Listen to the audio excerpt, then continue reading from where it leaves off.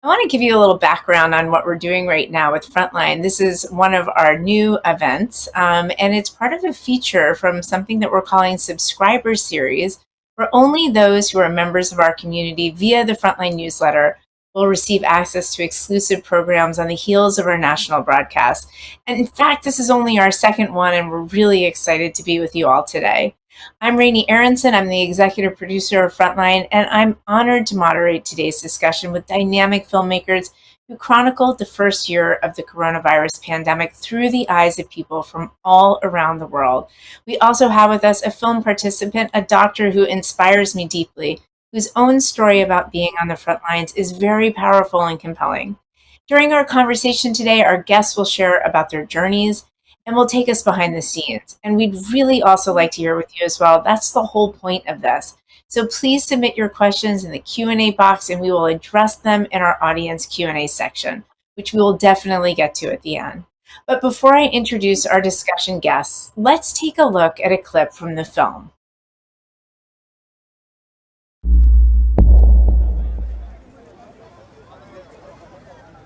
Ushaiona mtoto ako extraordinary.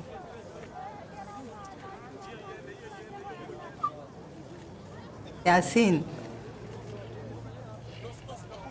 Mtoto wako na yani yeye ni yani yeye anacheza, anakufanya hata kama uko na stress ama yuko sawa, atahakikisha kila mtu atacheka kwa hiyo nyumba.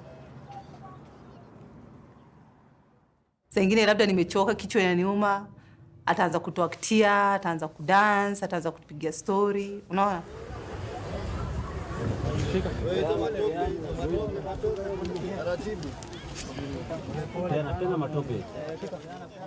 Yeye ni mtu anapenda kucheza, anapenda kuchora, unaona, anapenda kudance. Ni mtu wa kutumikia kila mtu. Sasa inafanya yani nikaa nimenyang'anywa ile zawadi nilikuwa nimepatiwa. Mtu tu amekuja akaninyang'anya. Unaona?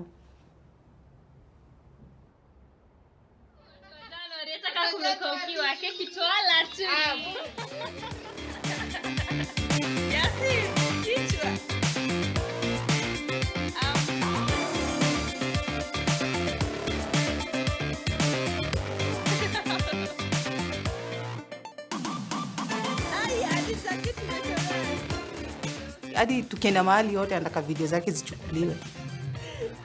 Yeye ni mtoto wako, yani ako ni kama anataka dunia mzima imjue. Alikuwa ananiambia nikiwa mkubwa, dunia mzima itanijua mimi ni nani. Watajua Yasin Hussein ni nani. Lakini sikudhani itakuwa hivyo. Nilikuwa nataka wamjue kama yeye ni mwanaume mkubwa, ako na familia yake, lakini si kama amekufa ndo nione yani mtu mkubwa.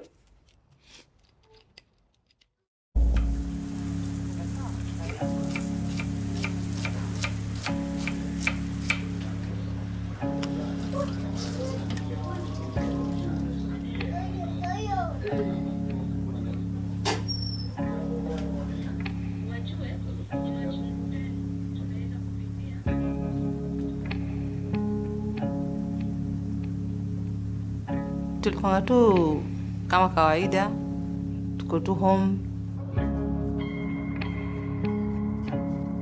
Yasin akapanda stairs juu. Kurudi akaniambia, mama anasikia makelele, kujeni hebu. Sisi wote akamfuata mpaka kwa balcony. Lakini hapo side ya kando kuna makelele. Watu wanapiga manduru, kuna makelele inaendelea hapo kando. Polisi wanakuja side si tuko sasa, karibu na kwetu sasa. Nikigeuka hivi nikaona imemulika nyuma kwa ukuta. Mimi kufanya hivi nimeona hiyo light kwa ukuta, nikigeuka hivi nikasikia sauti ya risasi imepigwa. Mimi nikamwambia watoto inameni chi? Yasin amekaa hivi. Akaniambia mama nimegongwa. Aisha kuinua shati, mimi nimeona tumbo yake nikaona ni kama niko kuota. Unaona? Hapo ndo nimeona risasi, mtoto wangu nimeona shimo kwa tumbo yake.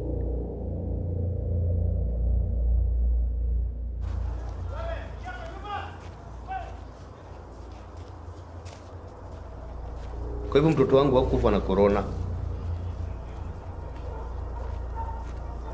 lakini mtoto wangu hakufa na hiyo yote. Alikufa na bullet ya polisi ya Kenya, ya police station ya Huruma, ndio iliua mtoto wangu Yasin Hussein Moyo.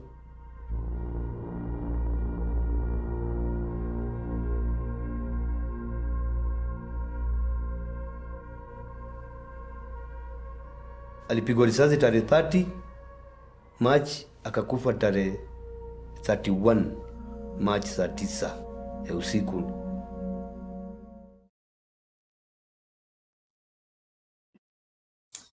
What a scene. And of course, this film series, The Virus That Shook the World, is 3 hours long. And that's one story of many, and one of the ones that is so powerful and so important to understand COVID, of course, in the coronavirus pandemic, but also the ecosystem that these stories are happening in. So I'd love to just bring the panelists on now, and it's my honor to introduce James Bluemel, the director and producer of The Virus That Shook the World. And James has done a lot of films for Frontline, and of course is the director also of Exodus and a beautiful film last year called Once Upon a Time in Iraq. Alice Henley is one of the producers on this film. And Alice, I hear you are completely instrumental in many of the characters that we met, and I thank you for your work, and it's wonderful to have you with us. And of course, Dr. Amie Burbridge, a physician in the UK who is featured in the film and has been serving on the front lines of the pandemic. And she's an amazing character in this film, and also really an inspiring person to me personally. So I'd love to have you all come on, and it would be wonderful to start, of course, with James. And James, I wanted to ask you, because of course you've done Exodus, you've done many of these really big epic stories. And I wanted to know, why did you decide to approach this film this way in such a global perspective? And how did you ever come up with this idea? I think when we all sort of heard about it, coming from China, and it was obviously going to impact everybody. It was going to impact the world. It felt like, well, A, that a documentary probably should be made, and B, it's very rarely that a single documentary could be global, and that's what is sort of unique about this. I mean, a pandemic by its very definition is global, and therefore a documentary that would sort of tackle that and look at that felt quite exciting, but also quite necessary. Right. I think one of the first conversations you and I had about it was just the imagining of this. And one of the things I said to you was, well, how are you going to do that? We couldn't even leave our homes at first. And Frontline was really, we were trying to be very innovative with how we were going to stay on the air, and that was something that with you, you really had to crack that code. So talk about that a little bit. And Alice, I would love to hear any input from you as well on this issue. How did you all pull this off? Well, I mean, we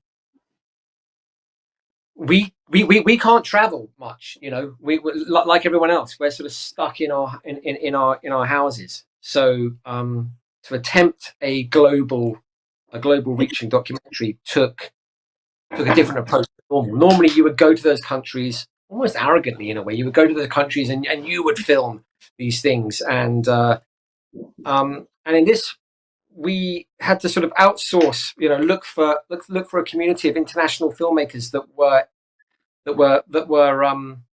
filming local stories. And it's one of the sort of really nice things to come out of all this sort of weirdness and this darkness that the pandemic has also thrown up. But one of the nice things to come out of it has been this meeting sort of documentary filmmakers from around the world, and amazingly talented filmmakers that were sort of filming their stories and sort of working with them. And Alice was sort of course, together with the rest of the team, Alice was sort of detrimental in sort of reaching out and finding that network. I hope you mean instrumental, not detrimental. Did I say detrimental? I meant instrumental. Yeah. Yeah. Well, it was definitely, we sort of realised quite quickly on that it was an opportunity to, make new connections and work with new people. And I guess like any industry, everybody had to innovate. And so we just did things differently. And this has been, on my hub, and James has been in his hub, and somehow we've done it. But It's Well, definitely I would complicated. say that it's extraordinary that the level of, just the intimacy in the story and the immediacy of those stories, you really can't tell the difference. And I think it's interesting, James, your comment about how we all, including myself as a foreign correspondent, really used to fly in, get the story and leave. And this is a different approach. And I think actually we felt so transported to all the different places that you went. And that includes, of course, the doctor's amazing efforts. And you really were on the front lines. And I'd love to talk to you, first of all, about how things are in the UK right now. And of course, the heaviness of what's happening in India is really troubling. So I don't think we're out of the woods at all. But I would love just to hear what's happening in the UK right now and how things are before we launch into your story. So from a COVID perspective, it's actually not as bad as it was. So the number of patients in hospital with COVID has drastically decreased, probably as an effect of the immunisation programme and the change in the weather. Has had a massive difference. Back in January and February, it was exceptionally challenging. Many of the patients we were seeing coming in did have COVID. They were very sick with COVID. And the patients we're seeing now who may have COVID, if they've been vaccinated, the COVID that they're getting is definitely a lot milder. It's, it's like a cold, a flu. So it's definitely a lot better than it was. However, the hospitals are still exceptionally busy. So what COVID did is it delayed a lot of care that we were providing to people without COVID. So surgery-wise, people were putting off coming to hospital. If they'd found a lump or, something that was unusual, they delayed presenting to hospital. And actually, we're as busy as we've ever been. A lot of it isn't COVID, and a lot of it is, things that we would routinely see, but patients are a lot sicker. So they're presenting a lot later with their heart attacks and their strokes and their diabetes because they've just been sitting on it really for the last year.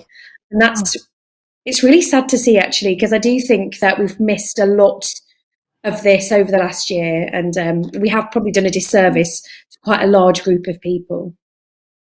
Right, and we're facing that here in the U.S. as well. But I'm happy to hear at least COVID the ebb and the flow that's happening is ebbing in the direction that we hope for there. Yeah, I absolutely. want to ask you, because some of the scenes are so poignant with you and also so emotional.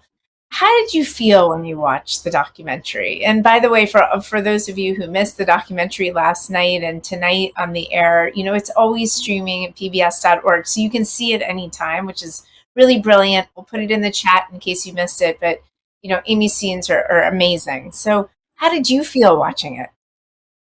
The first time I watched it, because I've never been on screen before, so it was wow. it was really strange. The first time I watched the first episode, it was really overwhelming because it was 6 months after it had been filmed, and you sort of move on and you try and forget because it was so horrible, and then it sort of brought it all back. And I felt I was really emotional, and I just wanted to be alone and to think and to try and digest what had happened all over again. So it was an interesting watch. I mean, I wouldn't say I enjoyed watching it because it was hard to see, how challenging things have been. Definitely. Right, for those of us who were working on the film, we really started to understand the immensity of what you all were dealing with through your eyes. And I think for our audience, why don't we take a couple of moments and watch the doctor, in a scene, and then we'll come back to you with more questions about your experience there.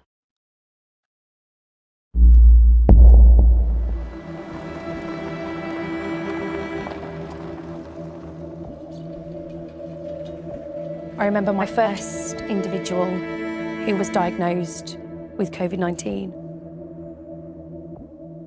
And it was like, oh my God, it's come, it's arrived. And it was a shock, that first case, because it was quite early on, actually. I can't remember the exact date. When We didn't really know how to manage it because nobody did. There wasn't any research, there wasn't any evidence. Yeah, who else have we got for medics, just so as I'm on top of it? That's it, isn't it then? Oh, thank you. Okay. She is poorly, isn't she?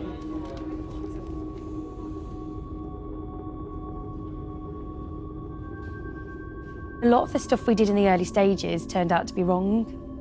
Some of the treatments that we tried because we didn't know.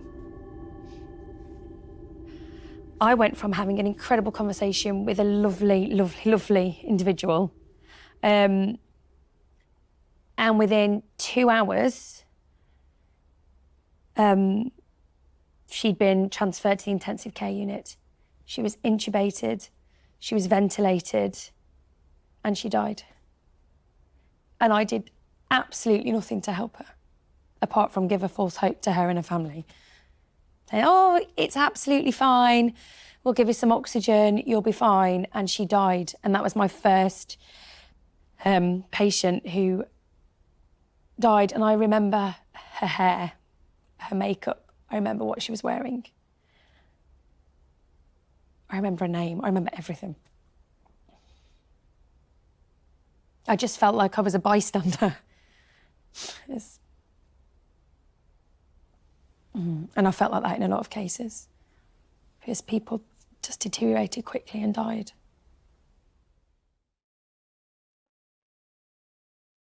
That really, really got me when I watched it first because, you know, one of the things we started to see over and over again in some of our COVID reporting before we worked with James is that recollection from a lot of doctors. And you know, first of all, I appreciate that you shared that story with Frontline and with James and Alice because it's not an easy one to share.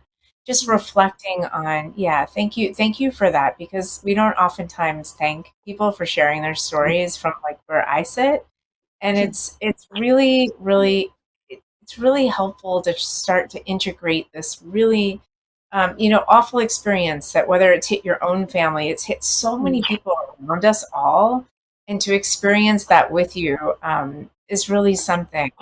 So I'm wondering when you see that part of the film and you think about that experience, do you wish that, I wouldn't say the government, but do you wish that you all had been more prepared? And I have asked this question in the US side of things multiple times to multiple people, but is it something that you wish that you had, or just tell me what your thoughts are on that?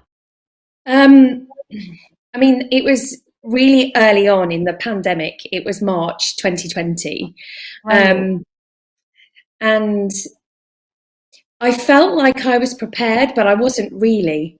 So, and I think we were trying to do our best with the limited information that we had. And I think there was also an element of not really wanting to believe that it was going to happen because it was so scary and it was so big that there was probably a little bit of denial as well. And that certainly that first case and that first individual who sadly passed away really, you know, showed us actually this is really awful and we need to get more prepared now. You know, we had done things, we'd got aprons and gloves and the face masks and, you know, things like that, but we still didn't really know how to treat COVID. And, you know, we were going into work, you know, working these long shifts and not knowing what to expect. I think from a hospital standpoint, we were as prepared as possible. From a government standpoint, there's always more, I think, that can be done in retrospect. But probably at the time, I think everybody was doing the best that they could in a very challenging situation. Right. I mean, that is like so many doctors have said that to us and nurses as well. So Alice and James, I actually know the answer to this, but I want you to tell our community, how did you find the doctor? Like she's such a gem, right? And she's never been on camera, which is crazy. I didn't know that. You know, you seem like you're so natural and maybe it's because you haven't been on camera that you're just so yourself. How did you all find her? Go on, Alice. I can't remember. No, I think I can. I think we all Amie brain, right? I think, Amy, you were doing video diaries, weren't you, quite early on from your car? Yeah. And we found one of them online, and it just sort of felt so honest, and it's quite overwhelming seeing it. And I think one of our team got in touch with you and then started doing more from there. Is that right? Yeah. It was a video I'd put on, I think it was the very early on, and I put it on Twitter, and I had about 5 followers.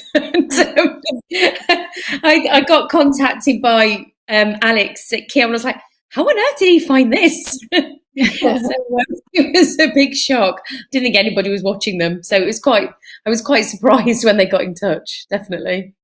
Yeah. It's one of those things where I always like those, origination stories. And one thing that, because the people who are listening are people who are frontliners, right? They're on our Frontline newsletter. They're in our world.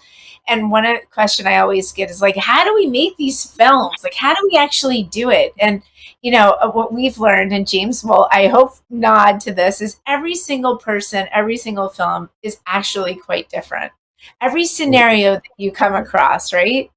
And this one must have been for Alice and James. You guys must have felt like over and over and over again, you were having very specific situations when you found like the right person to tell the story.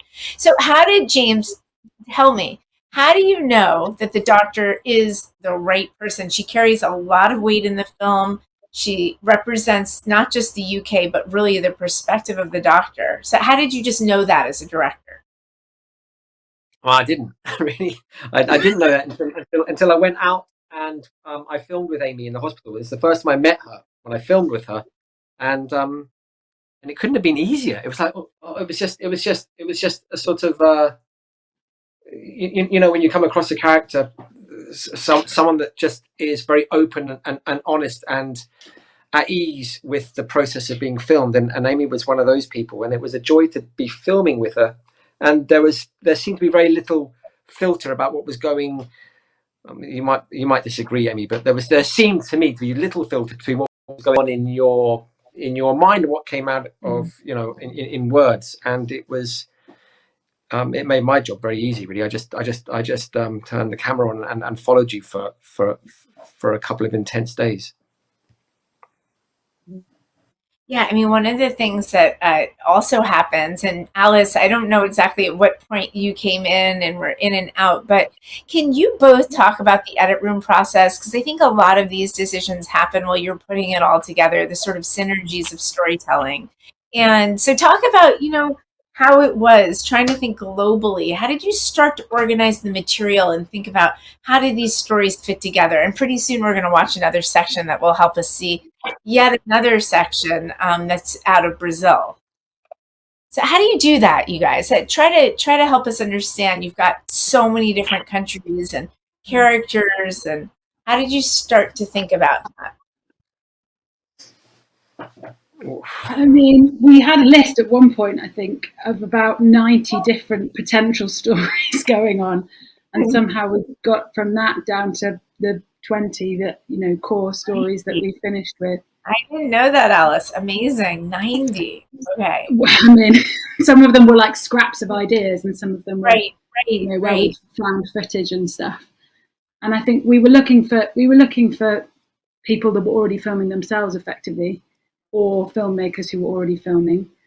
And in terms of narrowing it down, I mean, James can probably speak better to that. We were just looking for people who had good stories or good characters. But yeah, it took a long time to get from 90 to 20. Well, it was one of the, yeah, please.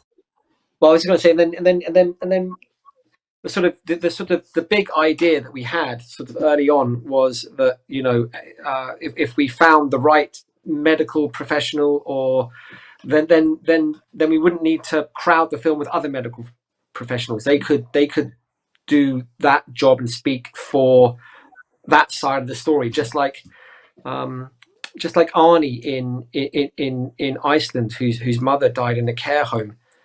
The care home story felt like it was an important story to get in, and Arnie sort of spoke for everyone in that. So it's trying to find these archetypes that would really sort of speak to more than just the individual stories that they were saying, but for the big picture.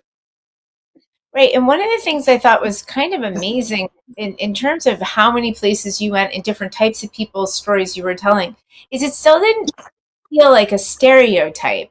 And I want to go to a clip that's really phenomenal out of Brazil, and just to understand a little bit about what happened there, but also the kind of conversations that were happening there that were so different than what Amie was talking about, but certainly a lot of the threads that the doctor talks about too, the seeking of meaning in all of this, really sort of cross cultures, which was really beautiful to see. So let's watch the clip from Brazil.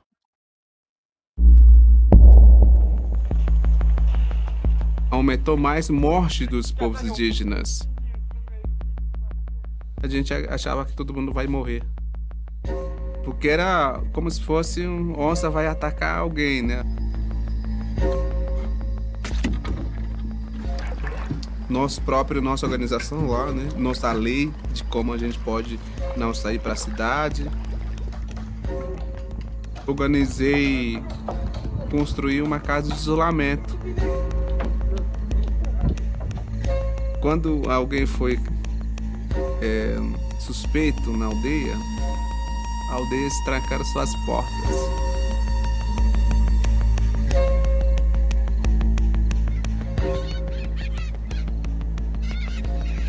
Eu tô aqui na aldeia, no meio da aldeia, e aqui as pessoas se concentram, né? Acabou. Covid já tá na aldeia. Minha mulher tá doente, outro está doente. Isso é perigo pra gente. Estamos com muito medo.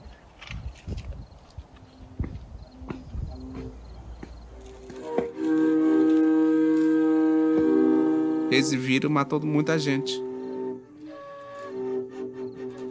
O corpo das pessoas que morreram tem que ser enterrado fora da aldeia. Tipo na cidade, né? Isso é uma coisa quebra tudo a cultura dos povos, né?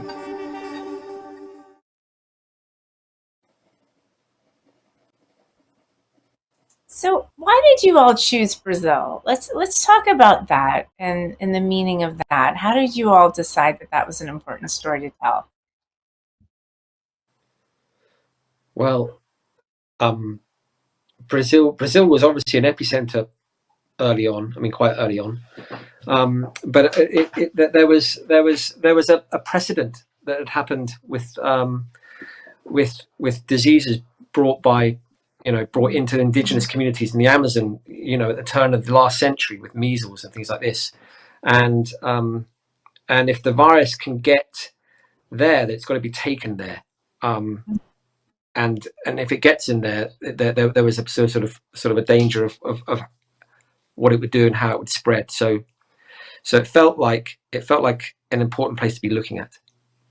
I want to actually just go to a question, James, because it's a wonderful one. And Dr. Amie, you might be able to talk about this as well. But the question is from Dr. Hutsey. He said that I was struck by the large disparity of basic understanding of the disease from country to country. And I had that experience too. He said that he was particularly surprised to find the indigenous people in Brazil seemed to have a very firm grasp of what they were up against. Please comment on the common threads and surprises you encountered. I'd love to know that, Alice and James, from a filmmaking perspective, but also as a doctor, Amie, I'd love to have any insights you might have on that country-to-country response, and the disparities there are really, really profound. Yeah. Well, I think I'll start it off. I'll just say that in the Amazon, it's not something that they haven't experienced before. I think that history of disease is something that they've learned from. It's more shocking that in countries,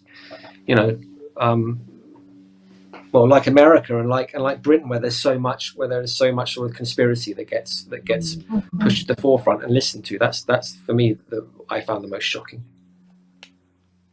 Right. I think that was my feeling too as I was watching it. And Doctor, do you have any thoughts on that as well?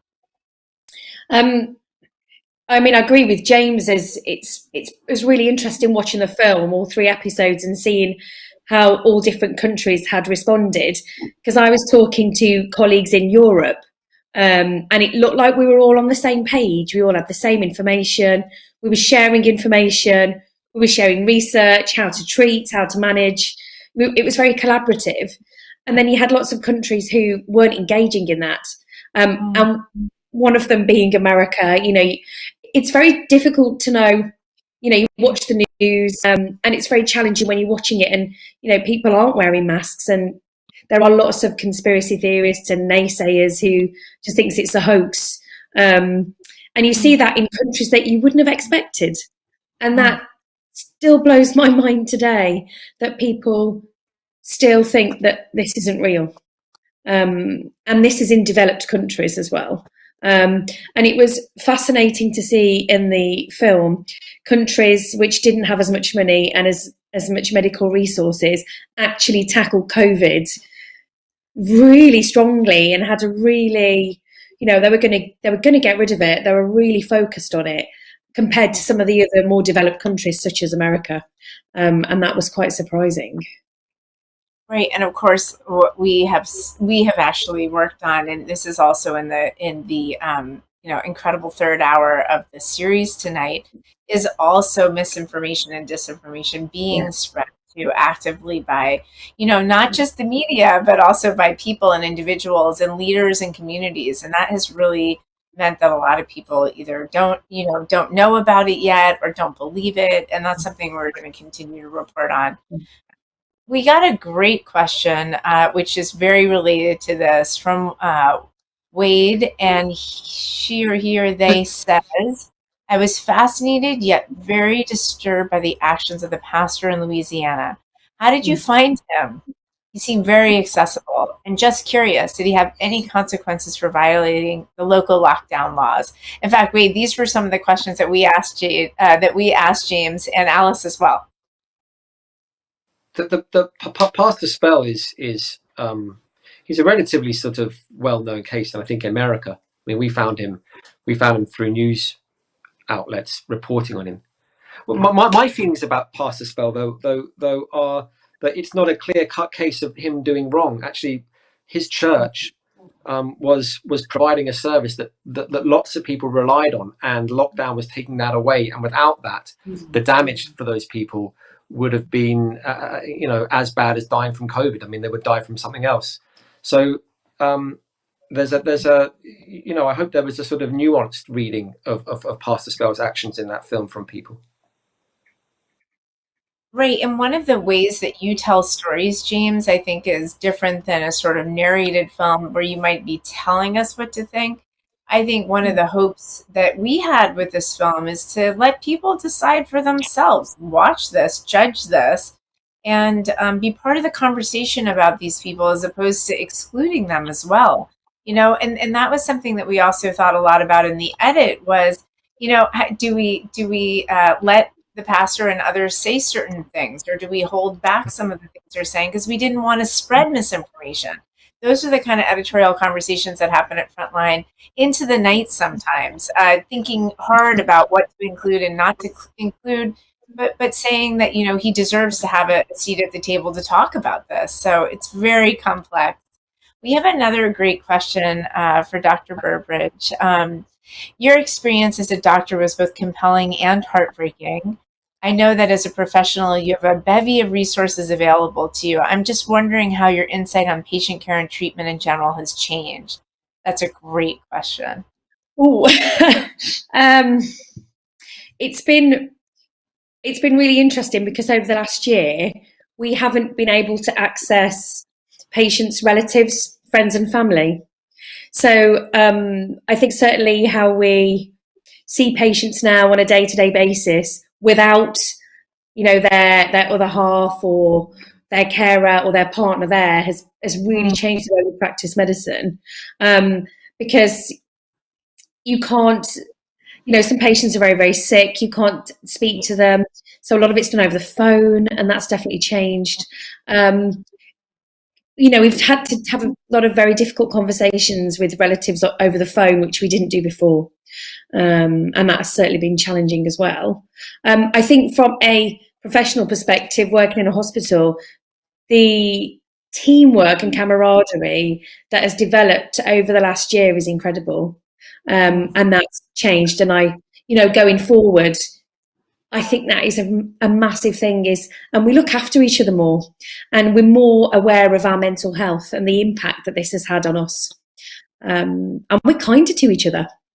And I think that's been a really positive thing. So you find that you're kinder to each other. My father is a doctor. He's a primary care doctor, and he mentioned something very similar. He practices medicine locally here, and he said something very similar about how not just the doctors, but the nursing staff and like everyone really had to come together. And it's just an interesting comment because, of course, you all have been in the workplace, your workplace, saving lives, working with people, whereas many of us have been isolated from our networks, right? And it's nice to hear that kindness has been one of the positive outcomes. There's a great question here from Carmen, and the question is, well, first of all, congratulations on your great program. James and Alice, I'm hearing like tons of congratulations, which is great from our audience. And they asked, how do you pick your subjects? Which I have asked too. It's a great question. And was your filming done in 2020? How do we pick our subjects? I mean, how do you pick your subjects? Yeah. And how do you go about choosing your subjects? And like, okay, so you had 90. So how did you go about thinking about who? And did you film in 2020? Oh, our subjects is in our contributors. Sorry, I got it. All right, I understand right now. and so yeah, did we film in 2020 for the second bit? It was all filmed in 2020, wasn't it? Yeah, the whole thing was shot in 2020. And how do we pick our subjects? Well, we're looking for. Oh, it's really difficult. We've got one of them on the screen, so, so it's kind of weird. But what you're looking for is people that will be very relatable and be very likable and can express themselves in a way which is engaging. And I think if you can find people that, my rule is that if I'm filming with someone that I like, that's my thing. I can't, if I don't like them, there's no way an audience is going to like them. I'm never going to convince anyone to sit there and watch something and relate to that person if I don't like them. So it sounds really basic, but one of the big rules I have is I've got to like the people I'm filming. Well, James, I got to tell you, I like your characters too, and I don't get to meet them. So you're doing something right? I mean, I do get to now through a screen, but even if you start to look at James's work as a director, a lot of which has been on Frontline, like Exodus, is an amazing film. Once Upon a Time in Iraq, all of those characters are people that you would also want to sit down with and talk to. And I think that's not always the case for filmmakers, to find people that are that relatable. And it doesn't matter you're from Brazil or the UK, you just want to like sit and hear more. And I think it's a great method. And I'm, as you know, I keep supporting your work, so I'm hugely appreciative of that method. And Alice, I know the hard work of producing goes on behind the scenes at all times to make that vision really happen. So we have a great question from Judy. When the film was being made, did you imagine that it would be seen by a US-based audience, or were you anticipating a global audience? If it's the latter, what has the reaction been from the global audience? Well, it's already been seen by a UK audience as well. And that's been a really positive reaction so far, I think. And it will be seen by global audiences in the future, but we don't have exact dates at the moment. So we talked pretty early on in your process, James. So you were thinking of an American audience pretty much. I don't know if it was from the onset, but partway through you were sure we were going to come in, if I remember that properly. Yeah, I think we were very hopeful that you'd be interested in this idea. So, and but it doesn't make much difference really. You know, the scope is global, and there's an element of you know, you've got to follow the virus, you've got to follow where the hotspots go to, but you've also got to look into places where people haven't considered. I think the unique thing about this film is that we all went through it, and Yeah. we all experienced it in our own ways. And not this film, sorry, this pandemic. We all went through it and experienced it on our own ways. But what this film sort of does is sort of take you to places where perhaps you hadn't considered things. So it's not maybe looking local. It's not looking for things that you knew. It's looking further afield. Right. And something I think about the films that you make that do oftentimes have an international perspective, I think Frontline, one of the things we're really trying to do is to expand our voices at Frontlines. We want to see the rest of the world. We want to be out in the world as well. And I think, I liked your point about this has been such a global experience, but we all experienced it differently. And one of the most profound things I think your film shows is also, frankly, those who are hit disproportionately from this pandemic. You really brought out not just the universality of this experience, but also the differences in how we as cultures experienced it. And I think that just seeing that difference and the disparities was really powerful work, really profound journalism. We have a great question from Steve Horn. This is one of my favorite questions. How did you come up with the sound effects and the theme? Like that music, and was it just something that so many sources said you thought it would be an asset to the film? So basically, like, how did you come up with that? It is truly great. Are you talking about the music that we use in the film? Yes. Is that what you mean by sound effects? Yeah, The like score. the sound, music, the score. Yes. I think Steve, you can ask us if that's not what you mean, but I think that's what you mean.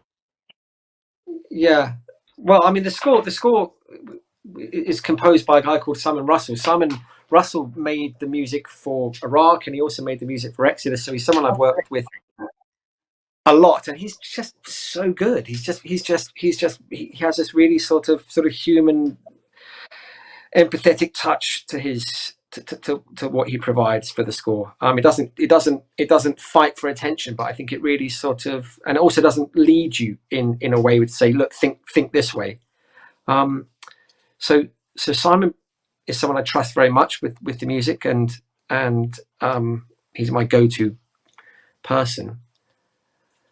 I don't know if that answers your question, but that's that. Really, we need Simon here to talk about it. Yeah, I literally love his work as well.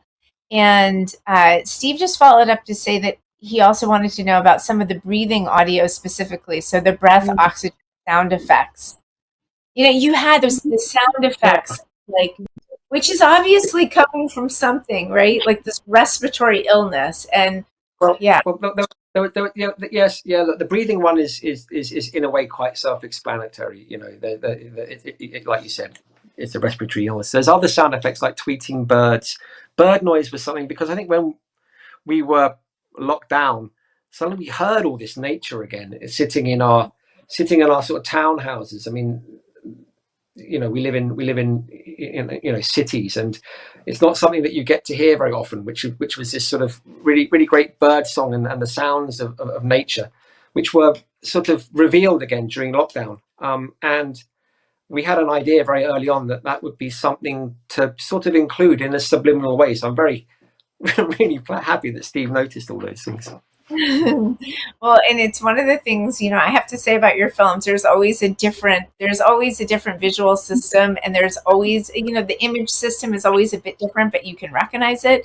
And the same thing is true for your sound beds. It really is unique. And that's why we love working with filmmakers, is because filmmakers are thinking about birds and the breath and the respiratory, how to get you to feel like you're being transported. And it's really wonderful. Steve also said, I loved it, and it was unbelievably impactful in my opinion. Thank you for making this. I was transfixed and it was beautiful. Filmmakers love to hear that, I'm assuming. Always good to hear. Thank you, Steve. There's a really great question that I think I'll answer, which I think is really crucial, which is from somebody named Bijan. And the question is, this question may be not directly to the documentarians, but if I can ask, do you think as the COVID-19 crisis affected different people differently in different parts of the world, the social impacts of this pandemic will change countries differently, I think is what you're trying to say. And will the social impact be different in different countries? And will we continue to do reporting on that? And the answer is yes. In fact, Frontline's done 12 documentaries on the COVID crisis. In the United States, we've done a film about essential workers and how the COVID crisis has affected essential workers, the people who actually feed us, who go into pick the vegetables that we eat, all the way to the meatpacking industry. And of course, nurses who are in the middle of it, who were operating in medical systems, unlike Dr. Amie's, where really they did not have the equipment that they needed. The other thing we're doing is we're looking at India, we're looking at other parts of the world that are currently being hit by COVID. And, Frontline is a journalism series. So we're going to continue to do journalism around this and really try to shine a light at the places where, the COVID crisis continues to hit hard. So before we leave, I just want to say thank you to the audience. You guys have the best questions. Last week I felt that way too. I almost wanted to stop asking questions because our audience is wonderful and clearly watch our work carefully. And thank you to Alice and James and Dr. Amie. You guys are inspiring. And to all of the people out in the audience, if you haven't seen the film, you can watch it on pbs.org/frontline. And the great thing about Frontline, just to plug us for a minute, is that you can actually see us anytime. I say that because a lot of people don't know that, we stream and we can be seen. So if you don't have 3 hours this week, you can catch it next week. You can catch it even in a month when you're ready to watch it. And sometimes even my dearest friends say, do I need to watch it this week? And I say, well, are you up for it this week? Because you can wait a week if you need to. But it's a really wonderful thing to come and to watch us and to tell us what you think. And hopefully if you're clearly part of our newsletter community, you can continue to come to these events. And I want to really thank the people who make these events possible. That's Erica Howard and Joshua and so many people behind the scenes at Frontline who make all of this work possible. And the great news is that we have shared the streaming links with you all. And of course, the 3 hours are going to be there waiting for you anytime. And thank you all for being here today. Thank you.